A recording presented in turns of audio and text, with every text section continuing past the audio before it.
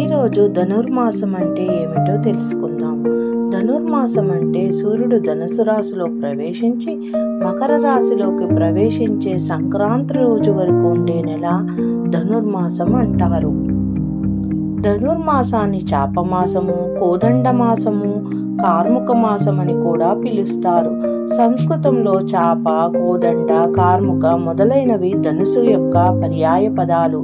ధనుర్మాసం మార్గశిర మాసము మరియు తమిళలో మార్జీ మాసం అని కూడా పిలుస్తారు. ధనుర్మాసం దివ్య ప్రార్థనకు అనువైన మాసం అని అర్థం. ధనుర్మాసం ఒక విశిష్టమైన మాసం.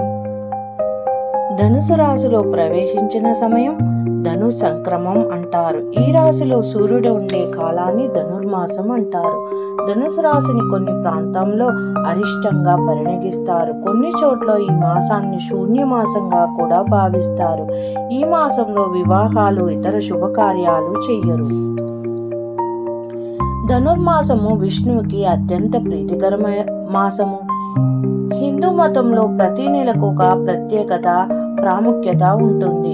ముఖ్యంగా విష్ణువునికి ధనుర్మాసం చాలా ప్రత్యేకం. ఈ నెలలో లక్ష్మీనారాయణుని తులసి దళాలతో పూజించడం పుణ్యప్రదమని పండితులు, మన ఋషులు, పురాణాలు చెప్తున్నాయి. ఈ ధనుర్మాసంలో ఉభయ సంధ్యలో ఇల్లు శుభ్రం చేసి దీపారాధన చేయటం వలన మహాలక్ష్మి అనుగ్రహం లభిస్తుందని, పేదరికం దూరం అవుతుందని విశ్వసిస్తారు.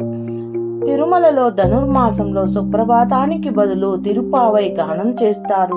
సహస్రనామార్చనలతో తులసి దళాలకు బదులుగా బిల్వపత్రాలను ఉపయోగిస్తారు. ఈ నెల విష్ణునికి మధుసూదనుడు అనే పేరుతో పూజిస్తారు. మొదటి 15 రోజులు చక్కెర పొంగలి లేదా పులగాన్ని స్వామికి నైవేద్యంగా సమర్పిస్తారు.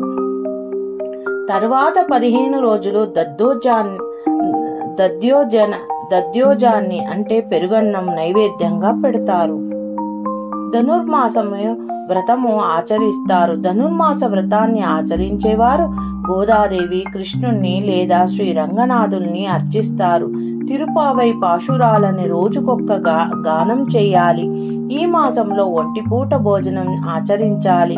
బ్రహ్మచర్యం ఉత్తమం. భగవంతుని నామాన్ని కీర్తిస్తూ పలు రకాల పూలతో స్వామిని పూజించింది గోదాదేవి. శ్రీ రంగనాథులు గోదాదేవి కళ్యాణం చెయ్యాలి. మనసు, మాట, శరీరం పరిశుద్ధంగా ఉంచుకోవాలి. ధనుర్మాస వ్రతము, మార్గశిర వ్రతము సిరినోముగా పిలుచుకుని ఈ నోము ఆచరిస్తే మనసుకు నచ్చే వ్యక్తిని భర్తగా పొందుతారట.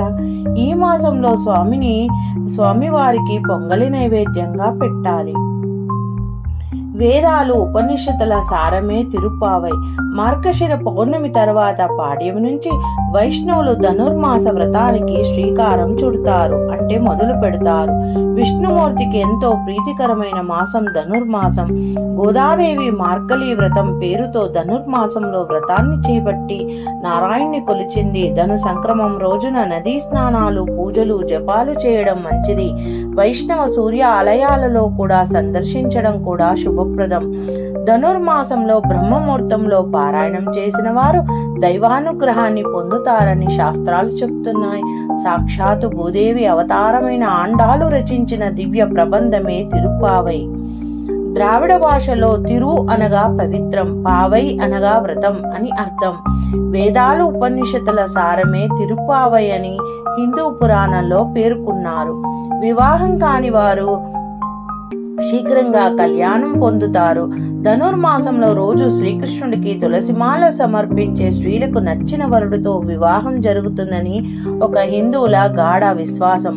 ధనుర్మాస వ్రతం గూర్చి మొదట బ్రహ్మదేవుడు నారద మహర్షికి వివరించినట్లు పురాణ కథనం. ధనుర్మాస వ్రతానికి సంబంధించిన అంశాలు బ్రహ్మాండ, ఆదిత్య పురాణాలు, భాగవత, నారాయణ సంహితలోనూ కనిపిస్తాయి. ధనుర్మాసంలోను వైకుంఠ ఏకాదశి, ముక్కోటి ఏకాదశి వస్తుంది. ఆ రోజు బ్రహ్మముహూర్తంలో అందరూ ఉత్తర ద్వార దర్శనము స్వామివారిని దర్శించుకుంటారు. స్వామివారికి ఆ రోజు తులసిమాలను సమర్పిస్తారు. ఈ నెల రోజులు వైష్ణవ దేవాలయాలు కలకలలాడుతూ ఉంటాయి. ఉదయం, సాయంత్రం సమయంలో స్త్రీలు తులసి కోటను అందంగా అలంకరించి దీపారాధన చేసి ప్రదక్షిణ చేయడం వలన మనోవాంఛలు, కోరికలు నెరవేరుతాయని పెద్దలు చెప్తారు. Thank you for watching my video. Please subscribe and share and watch my playlist. Thank you.